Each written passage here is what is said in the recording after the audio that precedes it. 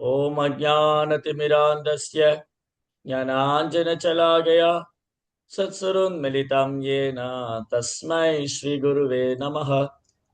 नमो ॐ विष्णुपादाय कृष्णप्रेष्ठाय भूतले श्रीमते भक्तिवेदान्तस्वामीति नामिने नमस्ते सारस्वती देवे गौरवाणी प्रचारिणे निर्विशेषशून्यवादी भाषातदेशतारिणे जय श्री कृष्ण चैतन्य प्रभु नित्यानंद श्री अद्वैत गदाधर श्रीवासदि गौर भक्त वृंद हरे कृष्णा कृष्णा कृष्णा हरे हरे हरे राम राम राम हरे हरे हरे कृष्णा பக்தர் எல்லாருக்கும் இனிமையான காலை வணக்கம்.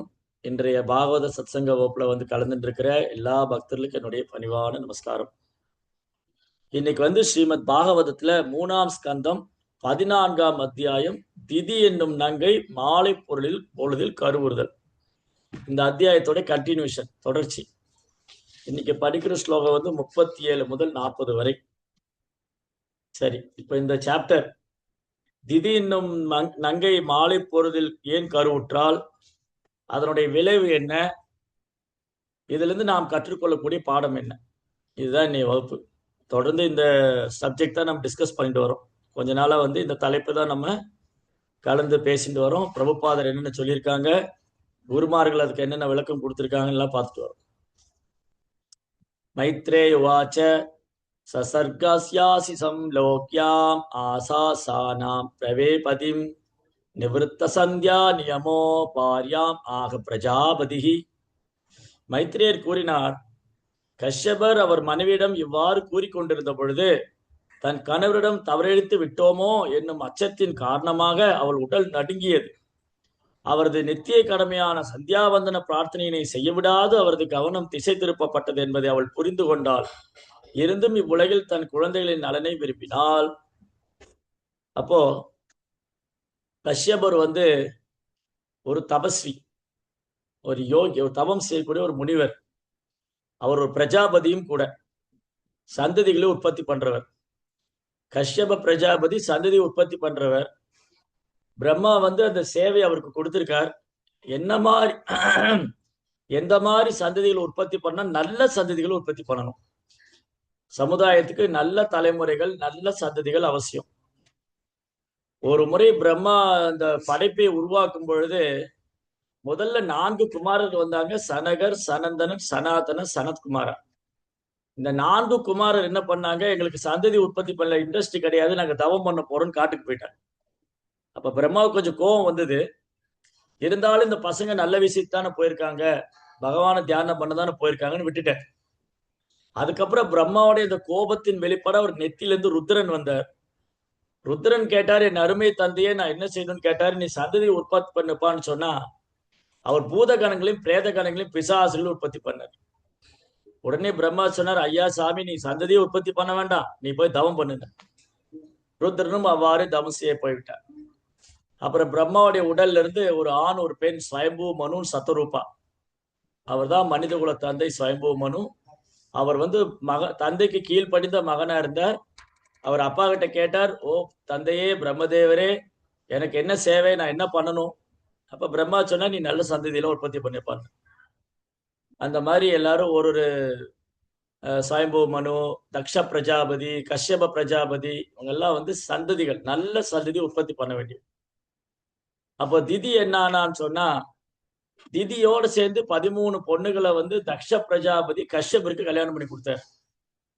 மற்ற சகோதரிகளுக்கெல்லாம் வந்து குழந்தை உண்டாயிருச்சு, எனக்கு குழந்தை உண்டாகலன்னு திதி வந்து அந்த காம வசப்பட்டு ஒரு முறையற்ற நேரத்துல தன் கணவனை அணுகிவிட்டாள். கஷ்யபரும் மறுக்க முடியாது. அவங்க 2 பேருமே வந்து அந்த முறையற்ற நேரத்துல சேரப்போக அது விளைவு வந்து ரொம்ப விபரீதமானது. எவ்வளவோ கஷ்யபர் எடுத்து சொல்லியும் அவர் மனைவி திதி வந்து கேட்கிற மாதிரி இல்ல. கஷ்யபரும் ஸ்ட்ராங்கா இல்ல பக்தியில. அவர் பக்தியில வலுவா இல்லாதனால, அவர் பிரம்மத்தை தியானம் பண்ணதுனால, அவர் சிவபெருமான வழிபாடு பண்ணிட்டு இருந்தனால, அவர் கிருஷ்ண உணர்வுல இல்லாதனால அவரால் செயற்கையான முறையில புலன்களை கட்டுப்படுத்த முடியல. அதனால நேற்று வகுப்புல பார்த்தோம், ஹரிதாஸ் தாக்கூராவுக்கும் கஷ்யபருக்குள்ள வேறுபாடு.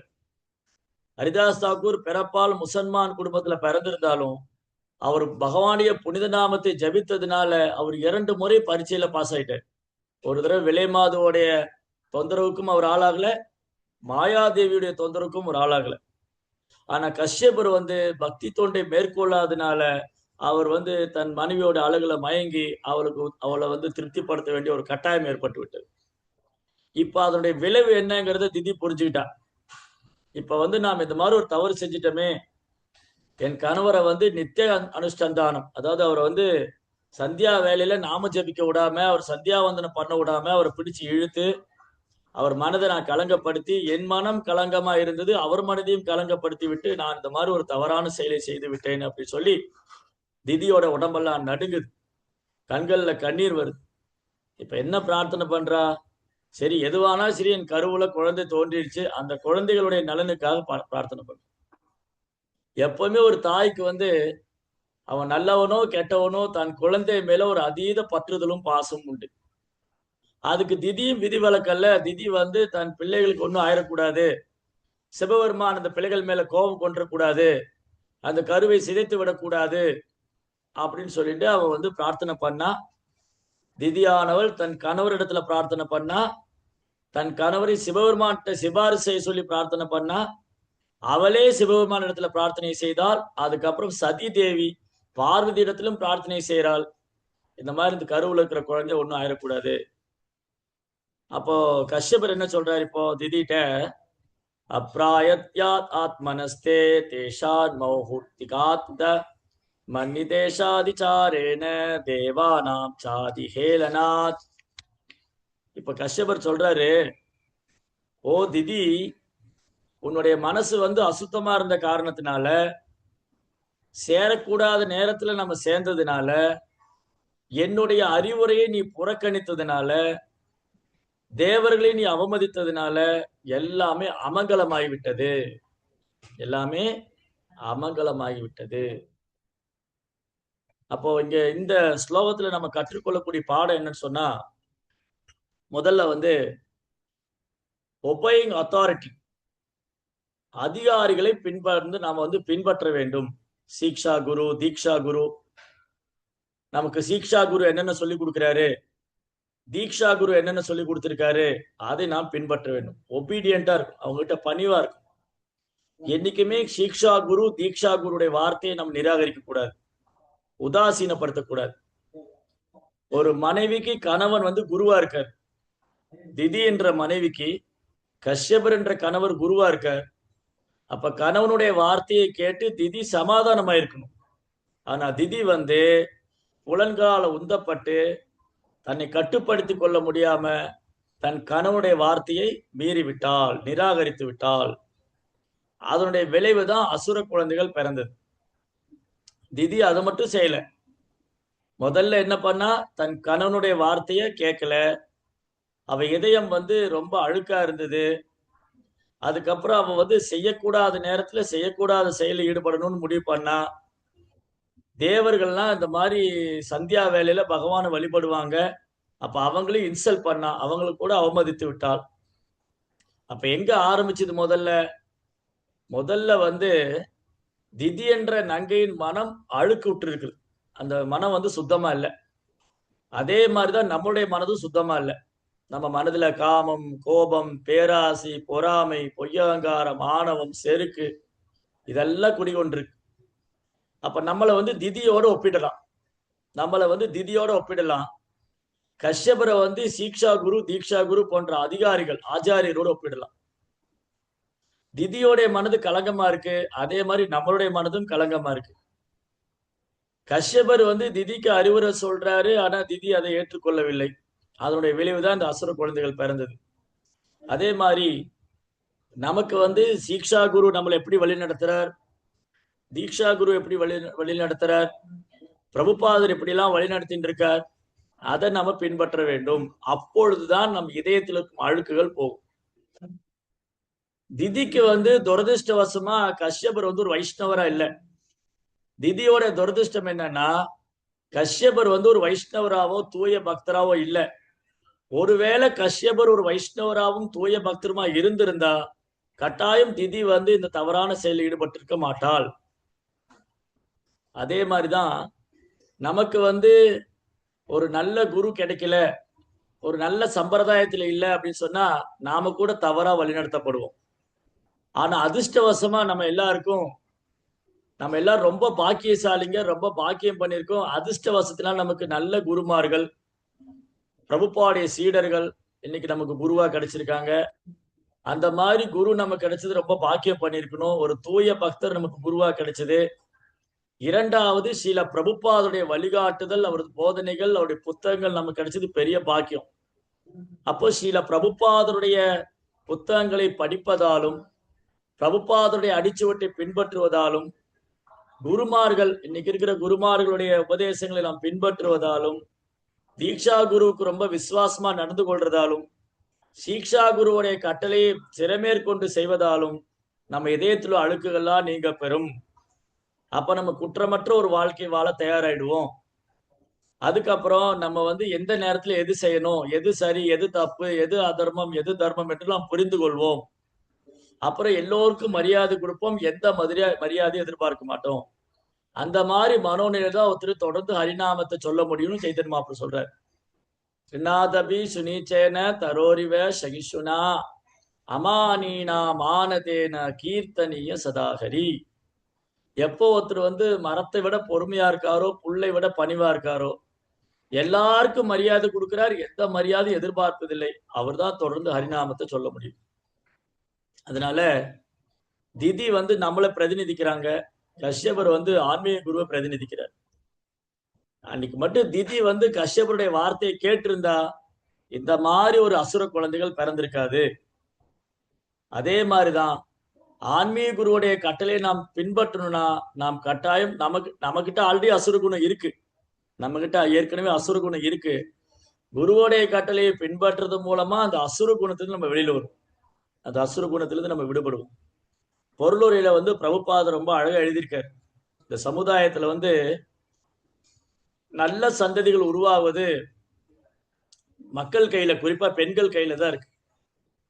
கணவன் வந்து அதாவது தர்மத்தின் நெறிமுறைகளை கணவன் பின்பற்ற வேண்டும். தர்மத்துல என்னென்ன வேதத்துல என்னென்ன சொல்லியிருக்கு அந்த தர்மங்களை அனுஷ்டிக்க வேண்டும்.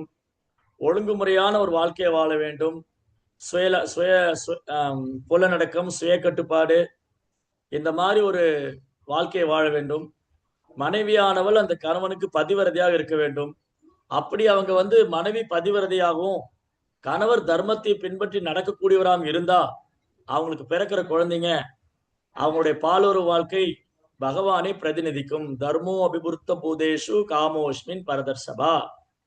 ஒரு தர்மத்தை பின்பற்றக்கூடிய ஆணும் பதிவிரதையான பெண்ணும் சாஸ்திர முறைப்படி இணையும் போது அந்த பாலுறவு வாழ்க்கையும் நானே கிருஷ்ண உணர்வில் உள்ளதேன்னு இங்க பிரபுபா எழுதியிருக்காரு. பகவான் சொன்னதை பகவான் என்ன சொல்லியிருக்காரோ அதை பிரபுபா இங்க எழுதியிருக்காரு. 7ஆம் அத்தியாயம் 11ஆம் ஸ்லோகத்துல கிருஷ்ணா சொல்லியிருக்காரு. ஆனால் பிரச்சனை என்னன்னா, கலியுகத்துல இன்னைக்கு பெரும்பாலும் மக்களுக்கு இந்த பயிற்சி இல்லாதனால அவங்க பாலுறவு வாழ்க்கையில மூழ்கி போய் எந்த நேரத்துல என்ன செய்யணும், எப்படி வாழ வேண்டும் என்று ஒரு வரைமுறையற்ற வாழ்க்கைக்கு போயிட்டாங்க. நேற்று நாம் பேசினது மாதிரி மேற்கத்திய கலாச்சாரம், மேற்கத்திய கல்வி, மேற்கத்திய நாகரிகம், மேற்கத்திய பழக்க வழக்கங்கள், இப்படி எல்லாம் வந்து ஒரு சமுதாயத்துல ஒரு வீழ்ந்த ஆன்மாக்களை, மக்கள் எல்லாம் வீழ்ந்த ஆன்மாக்கள் ஆயிட்டாங்க. அவங்க வீழ்ந்த ஆன்மாக்களை தான் உற்பத்தி பண்றாங்க. சோ சாஸ்திரத்தை புறக்கணிக்கும் போது என்ன ஆகும்? சாஸ்திரத்தை புறக்கணித்து மனம்போன போக்குல செய்யப்படும் போது அந்த சமுதாயம் வீழ்ச்சி அடையும். இங்க பிரபா சொல்றார், உடலுறவு கொள்வதற்கு முன்பாக கணவனும் மனைவியும் தங்களது மனநிலை, குறிப்பிட்ட காலம், கணவனது நெறிகாட்டுதல், தேவர்களுக்கு கீழ்ப்படிதல் போன்றவற்றை கருத்தில் கொள்ள வேண்டும். வேத சமுதாயத்தில் ஒரு குறிப்பிட்ட மங்களமான நேரம் இருக்கிறது, இது கர்ப்பாதானம் என்று அழைக்கப்படுகிறது. திதி இந்த ஆன்மீக கட்டளை அனைத்தையும் புறக்கணித்தால் அவள் புனிதமான புதல்வர்களை பெற்றெடுக்க வேண்டும் என்று விரும்பிய போதிலும் அவளது குழந்தைகள் ஒரு அந்தனருக்குரிய குழந்தைகளாக இல்லாமல் போனது என்று அவளுக்கு கூறப்பட்டது. அப்போ புரோபாரிங்க என்ன மேலும் வலியுறுத்துறாரு அப்படின்னா, பிராமணருக்கு பிறந்த குழந்தைகள்லாம் பிராமணர் ஆயிட முடியாது. ஒரு பிராமணருக்கு பிறந்த குழந்தையெல்லாம் பிராமணன் ஆயிட முடியாது. அதே மாதிரி ஒரு சூத்திரனுக்கு பிறந்த குழந்தையெல்லாம் சூத்திரன்னு சொல்ல முடியாது. அவங்களுடைய மனோபாவம் எப்படி இருக்கிறது, அந்த பிராமண தந்தையோடைய மனோபாவம் எப்படி இருந்தது, அந்த சூத்திர தந்தையோட மனோபாவம் எப்படி இருந்தது, அந்த மனோபாவத்தின் பிரதிபிம்பம் தான் அந்த குழந்தைங்க. அந்த தாயினுடைய எண்ணம், தந்தையினுடைய சக்தி, இதெல்லாம் சேர்ந்து அந்த குழந்தை உற்பத்தி ஆகுது. அப்போ இங்க பிரபுபார் என்ன உதாரணம் கொடுத்திருக்கார், ராவணன் இரண்யாக்ஷன் உதாரணமா கொடுத்திருக்கார். ராவணன் புலஸ்திய முனிவருடைய வம்சத்துல தோன்றியவர். புலஸ்தியருடைய முனி விஸ்ரவான், புலஸ்தியருடைய பையன் விஸ்ரவான், விஸ்ரவானுடைய பையன் தான் ராவணன். விஸ்ரவான் வந்து உயர்ந்த பிராமண குலத்துல புலஸ்திய வம்சத்துல தோன்றியவர். அவருக்கு 2-3 மனைவிகள் இருந்தாங்க. ஒரு மனைவி வந்து ராட்சசி, வந்து கைகசி. அந்த கைகசி என்ற ராட்சசியை அந்த விஸ்ரவான் கல்யாணம் பண்ணிட்டாலும் அந்த ராட்சசியோடைய மனோபாவத்தில் இருந்ததுனால அந்த குழந்தை வந்து ராவணனா பிறந்தது. அதே மாதிரிதான் திதியோட எண்ணப்படி இரண்யாக்ஷன் இரண்யகசிபு. அதனால தமிழ்ல சொல்ற பழமொழிதான், தாயை போல பிள்ளை நூலை போல சேரை. இன்னைக்கு அம்மா என்ன பண்றாங்களோ, அப்பா என்ன பண்றாங்களோ அதுதான் குழந்தைகள் பின்பற்றுவோம். குழந்தைகள் வந்து அப்பா அம்மாவுடைய ஜெராக்ஸ். நம்ம நகல் எடுக்கிறோம் இல்லையா, ஜெராக்ஸ் எடுக்கிறோம் இல்லையா, ஒரு பேப்பர் கொண்டே அந்த மிஷின்ல விட்டா அப்படியே ஜெராக்ஸ் வரும். அந்த மாதிரி அப்பா அம்மா என்ன குணத்துல இருக்கிறாங்களோ, என்ன செயல் பண்ணாங்களோ அதே எண்ணமும் சிந்தனை தான் அந்த குழந்தைக்கு இருக்கு. அதனால ஒரு பெற்றோர் வந்து கிருஷ்ண பக்தியை தீவிரமா எடுத்துக்கிட்டாங்க, கிருஷ்ண உணர்வுல வந்து தீவிரமா இருக்காங்க, அவங்க பக்தியில வந்து ஒழுங்குமுறையை பின்பற்றுறாங்க, அவங்க நாம ஜபத்தை கவனமா ஜபிக்கிறாங்க, பகவத்கீதை பாகவதம் படிக்கிறாங்க, சத்சங்கத்துக்கு ஒழுங்கா வர்றாங்கன்னு சொன்னா இயல்பாவே அவங்க குழந்தைகள் இதை பின்பற்றும், இயல்பாவே.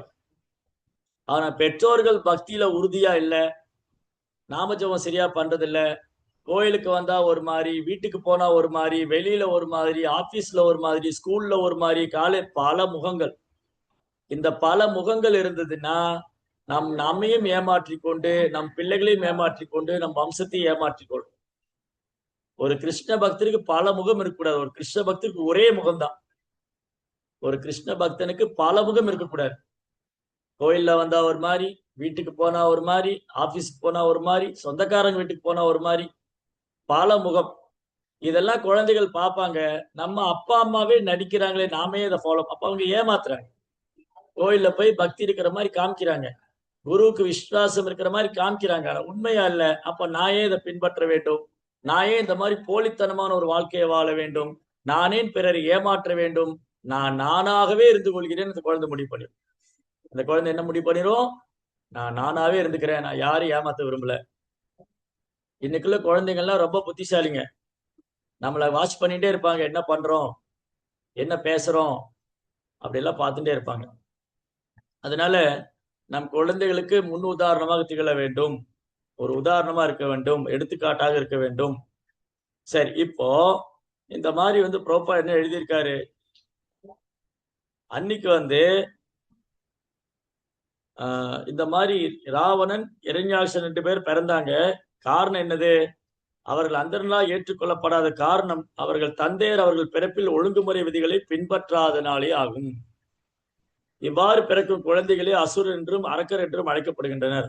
அப்ப அசுரன் அரக்கன்னு சொன்னா ஏதோ தலையில 2 கொம்பு வந்திருக்கும், பல்லெல்லாம் வெளியில வந்திருக்கும், பார்க்க ரொம்ப கோரமா இருப்பார், அப்படி கிடையாது.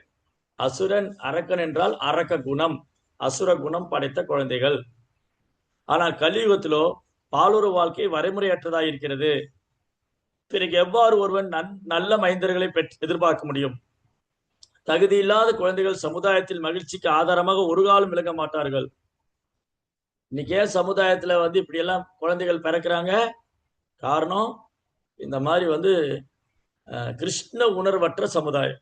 அதனாலதான் ப்ரோப்பா என்ன எழுதியிருக்காரு, கிருஷ்ண பக்தி இயக்கத்தின் மூலம் பகவானின் புனித நாமத்தை ஹரே கிருஷ்ணா கிருஷ்ண கிருஷ்ணா ஹரே ஹரே, ஹரே ராம ராம ராம ஹரே ஹரே, இந்த புனித நாமத்தை ஜபிப்பதனால் அவர்கள் மனித நிலைக்கு நாம ஜபம் பண்ணாத மனித நிலைக்கே வருவாங்க. அப்ப இன்னைக்கு பெரும்பாலும் மக்கள் விலங்குகளா வாழ்ந்துட்டு இருக்காங்க. அவர் சொல்ல போனா பெரும்பாலும் மக்கள் விலங்குகளா வாழ்ந்துட்டு இருக்காங்க. சாண்டிங் ஸ்டார்ட் பண்ணாதான், ஜபம் பண்ணாதான் மனிதனுடைய வாழ்க்கைக்கே வருவாங்க. இதுவே மனித சமுதாயத்துக்கு பகவான் ஸ்ரீ சைதன்ய மகாபிரபு வழங்கியுள்ள அருள் கொடையாகும். இது மகாபுடைய கிஃப்ட். இந்த ஹோலி நேம், பகவானுடைய புனித நாம வந்து சைத்தன்ய மகாபிரபு கொடுத்த பரிசு, அருள் கொடை இது. பாருங்க, மகாபிரபு எவ்வளவு கருணையோட வந்து கலியுகத்துல வீழ்ந்த ஆன்மாக்கள், மனித வாழ்க்கையின் குறிக்கோள் அறியாம விலங்கு மாதிரி வாழ்ந்துட்டு இருக்கிறவங்களுக்கு ஒரு பெரிய வாய்ப்பு கொடுத்திருக்காரு சைத்தன்ய மகாபிரபு. அதுக்கப்புறம் மேலும் கஷ்யபர் சொல்றார், பவிஷ்யதஸ்தாவபத்ரா ஆபத்ரே ஜாடராதமோ லோகான் சபாலாம் த்ரீ சண்டி மூஹு அக்ரந்திஷ்யதஹ. ஓ இருமாப்புடையவளே, உனது நிந்தனைக்குரிய கருப்பையிலிருந்து 2 ஆணவமிக்க மைந்தர்கள் பிறப்பார்கள். அதிர்ஷ்டமில்லாதவளே, 3 உலகங்களுக்கும் அவர்கள் தொடர்ந்து தொல்லைகளை தருவார்கள். அப்ப சமுதாயத்துல வேத கலாச்சாரம், வேத நாகரிகத்திலிருந்து மக்கள் விலகும் போது பெண்கள் தவறான வழியை தேர்ந்தெடுப்பாங்க. அப்ப சமுதாயத்துல தேவையில்லாத சந்ததிகள் உற்பத்தி ஆகும். பகவத்கீதை 1ஆம் அத்தியாயம் 40வது ஸ்லோகம், ஜாயதே வர்ண சங்கரா, தேவையில்லாத சந்ததி. அதுக்கு வந்து அந்த கணவன் மனைவியும் காரணமா அமைஞ்சிருவாங்க. அதனால அன்னை கெட்டவளானால் மைந்தர்கள் நிச்சயம் நல்லவர்களா இருக்க மாட்டார்கள். திதியின் பழிக்கப்பட்ட கருப்பையிலிருந்து பிறக்கப் போகின்ற புதல்வர்களின் குணத்தினை கூட கஷ்யப முனிவரால் முன்னரே உணர முடிந்தது. திதியின் கருப்பை பழிக்கப்படுவதற்கு காரணம் ஒரு பெண்ணானவள் பாலுறவில் அதிக நாட்டம் கொண்டு வேதங்களின் அனைத்து நீதிகளையும் விதிகளையும் மீறுவதனாலே ஆகும். ஒரு சமுதாயத்தில் இது போன்ற பெண்களின் ஆதிக்கம் ஓங்கி இருக்குமானால் அங்கே நல்ல குழந்தைகள் பிறக்கும் என்று ஒருவன் எதிர்பார்க்க கூடாது. அப்போ கிருஷ்ண கான்சியஸ் வந்து ட்ரைனிங் எவ்வளவு இம்பார்ட்டன் இப்ப தெரியும். கிருஷ்ண உணர்வு பயிற்சி பண்றது அத்தியாவசியம், அவசியம், அவசரம். இன்னைக்கு எமர்ஜென்சி. இன்னைக்கு கிருஷ்ண கான்ஸ் ஸ்பீச் பண்ண வேண்டியது எமர்ஜென்சில இருக்கு. ஏன்னா மக்கள்லாம் ஐசியூல இருக்காங்க. மக்கள்லாம் ஐசியூல இருக்காங்க. அதனால அறுவை சிகிச்சை வந்து பண்ணணும். ஏன் பண்ணணும்? அவ்வளவு தூரம் அறியாமைக்கு போயிட்டாங்க. அடுத்தது கஷ்யபர் சொல்றாரு, பிராணினாம் ஹன்யமானானாம் தீனானாம் அக்ருதாகசாம் ஸ்ரீநாம் நிகிருஹ்யமானானாம் கோபிதேஷு மகாத்மஷு. அவர்கள் ஏழை மற்றும் குற்றமற்ற உயிர்வாளிகளை கொல்வார்கள், பெண்களை கொடுமைப்படுத்துவார்கள், மகாத்மாக்களை கோபமூட்டுவார்கள். இதுதான் இன்னைக்கு சமுதாயத்தில் நடக்குது. அசுரத்தன்மையுள்ள குழந்தைகள் இன்னைக்கு சமுதாயத்துல பிறக்கிறதுனால குழந்தைங்க, சின்ன சின்ன குழந்தைங்க, அப்புறம் பெண்கள், வயதானவங்க, யாருக்கும் பாதுகாப்பு இல்லை. யாருக்கும் இங்க பாதுகாப்பு கிடையாது. இன்னைக்கு நாளுக்கு நாள் வந்து குற்றங்கள் அதிகரிக்குதுன்னா அதுக்கு முக்கியமான காரணம் என்னது? இந்த கிருஷ்ண உணர்வற்ற சமுதாயம், அசுரத்தன்மையுள்ள குழந்தைகள் பிறக்கிறதுனால. அவங்க என்ன பண்ணுவாங்க? கண்ட மேனிக்கு உயிர்வாளிகளை கொல்லுவாங்க. ஆடு, மாடு, கோழி, ஓடுறது போடுறது எல்லாத்தையும் சாப்பிடுவாங்க. பாரபட்சமே பார்க்க மாட்டாங்க. அப்படி வந்து பிற உயிரை கொண்டு சாப்பிட்றவங்க, பெண்களை கொடுமைப்படுத்துறவங்க, சாதுக்களை கோபமூட்டுவாங்க. அவங்களுடைய செயலால, நடத்தியால சாதுக்களை கோபப்படுத்த வைப்பாங்க. இந்த மாதிரி ஒரு சமுதாயம் இன்னைக்கு அதிகரித்து கொண்டே இருக்கிறது. அன்னைக்கு வந்து சைத்தன்ய மகாபிரபு இந்த நாம சங்கீர்த்தத்தை அறிமுகம் செய்தார். அதை வந்து பிரபுபாதர் உலகெல்லாம் கொண்டு போனார். ஏன்னா எங்க பார்த்தாலும் இரண்யாக்ஷன், இரண்யகசிபுமா இருக்காங்க, ராவணன் கும்பகர்ணமா இருக்காங்க. வேத காலத்துல ஒரு ராவணன், ஒரு கும்பகர்ணன் இருந்தான், ஒரு இரண்யாக்ஷன், ஒரு இரண்யகசிபு இருந்தான், ஒரு ஜகாய் மதாய் இருக்கு. பிரபுபாதர் காலத்துல எங்க பார்த்தாலும் ராவணன், கும்பகர்ணன், இரண்யாக்ஷன், இரண்யகசிபு, ஜகாய் மதாய். பிரபுபாதர் என்ன பண்ணாரு? இந்த கிருஷ்ண பக்தியை உலகெல்லாம் பிரச்சாரம் பண்ணார். ஏன்னா பிரபுபாதர் இதை உணர்ந்தார். பிரபுபாதர் வந்து முதல் அவர் ஆன்மீக குரு சந்திக்கிறார், பக்தி சித்தாந்த சரஸ்வதி தாக்கூர். அப்ப பக்தி சித்தாந்த சரஸ்வதி தாக்கூர் சைதன்ய மகாபுடைய போதனைகளை பற்றி பேசிக் கொண்டிருக்கிறார். அவர் உபன்யாசம் உரை முடித்தவுடன் கேள்விகள் ஏதேனும் இருக்குதான்னு கேட்கும்போது இந்த அபய் பாபு பிரபுபாதர், அபய சரணாரவிந்த பக்தி வேதாந்த சுவாமி பிரபுபாதர், அப்ப அவருக்கு பேர் அபய் பாபு, அபய் சரண். அவர் கையை உயர்த்தினார். சாமிஜி, எனக்கு ஒரு கேள்வி. சரிப்பா, உனக்கு என்ன கேள்வி? நீங்க வந்து சைதன்ய மகாபுடைய போதனைகளை பத்தி பேசிட்டு இருக்கீங்க. இப்ப அதுக்கு என்ன அவசரம்? முதல்ல இந்தியாவுக்கு சுதந்திரம் வாங்கி தரணும். இந்தியா வந்து பிரிட்டிஷ்காரங்களுடைய கட்டுப்பாட்டுல இருக்கு, அவங்க நம்மளை ஆதிக்கம் செலுத்திக்கிட்டு இருக்காங்க, முதல்ல அவங்களை இந்தியா விட்டு விரட்டணும். பிரிட்டிஷ்காரங்களை முதல்ல இந்தியா விட்டு விரட்டிட்டு நம்ம நாட்டை முதல்ல நம்ம ஆளணும். அதுக்கப்புறம் சைதன்யம் அப்படி போதனைகளை பத்தி யோசிக்கலாம். அதுக்கு பக்தி சித்தாந்தம் சொன்னாரு, நோ, கிருஷ்ணா கான்சியஸ் வந்து யாருக்காகவும் வெயிட் பண்ணாது, அதுக்கு அவசியம் கிடையாது. கிருஷ்ண உணர்வு அவசரம், அத்தியாவசியம், எமர்ஜென்சி. எந்த ராஜ்யத்துக்காகவும் யாருக்காகவும் கிருஷ்ண உணர்வு பிரச்சாரம் நிறுத்தப்பட முடியாது. சைதன்ய மகாபிரபு போதனைகள் வந்து யாருக்காகவும் காத்திருக்க முடியாது, யாருக்காகவும் வந்து நிறுத்த முடியாது. இன்னைக்கு வந்து இந்தியாவை பிரிட்டிஷ்காரங்க ஆட்சி பண்ணலாம், நேத்து வந்து இந்தியாவை முகலாயர்கள் ஆட்சி பண்ணிருக்கலாம், நாளைக்கு இந்தியாவை இந்தியர்களே ஆட்சி பண்ணலாம். இப்படி ஆட்சி மாற்றம் நடந்துகிட்டே இருக்கும். யார் யார் மேலேயாவது ஆதிக்கம் செலுத்திக்கிட்டே தான் இருப்பாங்க.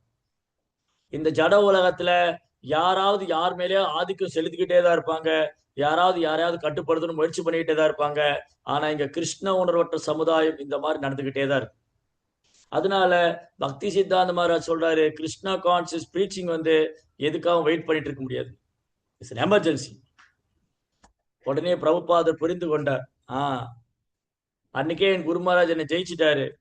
இதை கண் கூட பிரபுபாதர் உணர்ந்தார். கிருஷ்ண உணர்வு யாருக்காகவும் காத்திருக்க வேண்டிய அவசியம் இல்லை. இன்னைக்கு எந்த கவர்மெண்ட் வேணாலும் வரலாம் போகலாம், யார் வேணாலும் யார் மேல வேணாலும் ஆதிக்கம் செலுத்தலாம். ஆனா மக்களுக்கு வந்து கிருஷ்ண உணர்வை கொடுத்து விழிப்புணர்வு ஏற்படுத்த வேண்டியது அத்தியாவசியம், அவசரம், அவசியம். அதை வந்து பிரபுபாத் புரிஞ்சுட்டார். அதுக்கப்புறம் பிரபுபாத் தன் குருவுடைய கட்டளையை சிறமேற்கொண்டு அவர் உலகெல்லாம் சுற்றுப்பயணம் செய்து இந்த கிருஷ்ண பக்தியை பிரச்சாரம் பண்ணார். கிருஷ்ண பக்தியை பிரச்சாரம் பண்ணி நிறைய ஜெகாய் மதாய், ராவணன், இரண்யாக்ஷன், எண்ணெய்கசிபு, கும்பகர்ணன் எல்லாம் விடுவிச்சார். அந்த மாதிரி இன்னைக்கு பிரபுபாடைய சீடர்கள் வந்து பிரபுபாடைய அடிச்சுவட்டை பின்பற்றி இன்றைக்கும் பிரச்சாரம் செஞ்சுட்டு இருக்காங்க உலகம் முழுவதும். அதனால அத்தகைய குருமார்கள் நமக்கு கிடைச்சது நாம செஞ்ச பாக்கியம். ஏன்னா நம்ம இதயத்துக்குள்ள இருக்கிற ராவணனுடைய குணங்கள், இரண்யகசிபுடைய குணங்கள், இரண்யாக்ஷனுடைய குணங்கள், ஜெகாய் மாதாயோட குணங்கள், இதெல்லாம் வந்து ஹோல்சேலா வாங்கி வச்சிருக்கோம். நம்ம அப்படியே வண்டியா லேயர் லேயரா இதயத்துக்குள்ள இருக்கு. அப்ப இத்தகைய குருமார்கள் நம்ம வாழ்க்கையில வரும்போது, அவங்க நம்மளை வழிநடத்தும் போது நாம வந்து இந்த குணங்கள்ல இருந்து விடுபட்டு தூய்மை அடையலாம். அதனால இந்த வாய்ப்பை நம்ம நன்றாக பயன்படுத்தி கொள்ள வேண்டும். திதி வந்து தன் வாய்ப்பை தவற விட்டால், தன் கணவனுடைய பேச்சை கேட்கல, அதனால அவளுக்கு என்ன நடந்தது, இந்த அசுரத்தன்மை உள்ள குழந்தைகள் தான் பிறந்தது. அதே மாதிரி நாம வந்து சாஸ்திரத்தை புறக்கணித்தாலோ, ஆன்மீகருடைய கட்டளையை மீறினாலோ, அல்லது அவருடைய உபதேசங்களை சிறமேற்கொண்டு செய்யாம போனாலோ, கிருஷ்ண உணர்வை தீவிரமா எடுத்துக்காம போனாலோ, இந்த கிடைத்தற்கு அரிதான வாய்ப்பை நாம் நழுவ விட்டு விட்டோம். கிடைத்தற்கு அரிதான வாய்ப்பை நாம் நழுவ விட்டு விட்டோம். அதனால ஒருபோது வாய்ப்பை நழுவ விடக்கூடாது. இது நல்ல முறையா பயன்படுத்திக்கிட்டு நாம் கிருஷ்ண உணர்வுல முன்னேற்ற முடியும். இங்க படிச்ச பாடங்களுக்கு எல்லாம் முக்கியமான காரணம் கிருஷ்ண உணர்வற்ற நிலைதான். ராவணன் உருவானதுக்கு, இரண்யாக்ஷன் உருவானதுக்கு, இரண்யகசிபு உருவானதுக்கு, ஜெகாய் மதாய் உருவானதற்கு இவரு அஸ்வத்தாமன் பிறப்பால் பிராமணன், ஆனா செயலால் வந்து சூதரனோட மோசமான. பிறப்பால் பிராமண குலத்துல பிறந்திருந்தார், செயலால் ரொம்ப மோசமான. இதற்கெல்லாம் என்ன காரணம்? பகவானை சரணடையில, பக்தி தொண்டை ஏற்றுக்கொள்ளவில்லை. அதே சமயம் நம்ம பார்க்கலாம், நேற்று ஹரிதாஸ் தாக்கூரை பத்தி பேசிட்டு இருந்தோம். ஹரிதாஸ் தாக்கூர் பிறப்பால் ஒரு யவன குலத்தை சார்ந்தவர், ஆனா முதல் தரமான பக்தர் அந்த நாமாச்சாரியர். அது மாதிரி எண்ணற்ற பக்தர்கள் பிறப்பால் ஒரு சாதாரண குலத்துல பிறந்தவங்க. கோரா கும்பர், சொக்கமேலர், துக்காராம், சக்குபாய், ஜானாபாய், இவங்கெல்லாம் பிறப்பால் ஒரு சாதாரண குலத்துல பிறந்தவங்க, ஒரு கீழ் குலத்துல பிறந்தவங்க. ஆனா அவங்க பகவான் மேல அளவிட முடியாத பக்தியும் நம்பிக்கை இருந்தது. அவங்களுக்கு பகவானுடைய நாமத்துல வலுவாத நம்பிக்கை. அப்ப பகவானுடைய நாமத்திலும் ஆன்மீக குரு இடத்திலும் யாருக்கு வலுவாத நம்பிக்கை இருக்கோ அவங்க கட்டாய இந்த அசுர குணத்திலிருந்து விடுபடலாம். பிரபுபார் வந்து தெளிவா எழுதியிருக்காரு. என்ன தெளிவா எழுதியிருக்காரு? கிருஷ்ண பக்தி இயக்கத்தின் மூலம் பகவானின் புனித நாமத்தை ஜபிப்பதினால் அவர்கள் மனித நிலைக்கு உயர முடியும். முதல்ல மனிதன் ஆகணும், அதுக்கப்புறம் தான் பக்தன் ஆக முடியும். முதல்ல மனிதனா இருக்கணும், அதுக்கப்புறம் தான் பக்தன் ஆக முடியும். இன்னைக்கு ஏன் எல்லாம் மனிதர்களா இல்ல, எல்லாம் விலங்குகளா இருக்காங்க. பேண்ட் ஷர்ட்டை போட்ட விலங்கு, சேலை கட்டின விலங்கு, சுடிதார் போட்ட விலங்கு, 2 கால் பிராணி. ஏன் அப்படி இருக்காங்க? சாப்பிட்றது செய்யறதெல்லாம் அசுர குணம், அசுரத்தன்மை. அதனால சமுதாயமே இன்னைக்கு விலங்கை விட மோசமாகி விட்டது. அதனால கிருஷ்ண பக்தி இயக்கம் வந்து முதல்ல அவங்களை மனிதனாக மாற்றுகின்றது. அப்புறம் அந்த கிருஷ்ண பக்தியில தொடர்ந்து அவங்க பயிற்சி பண்ணும்போது அவங்க பக்தராகிறாங்க. பக்தராகும் போது மட்டும்தான் நம்ம பகவான்கிட்ட திரும்ப போக முடியும். மனிதனுக்கு உண்டான தெய்வீகமான குணங்களை வளர்த்துக் கொள்ள வேண்டும். அப்புறம் கிருஷ்ண உணர்வுல நமக்கு தூய்மை அடையும். ஓகே. नरेंद्र श्रीमद् भागवतम की जय, श्रील प्रभुपाद की जय. हरे कृष्णा.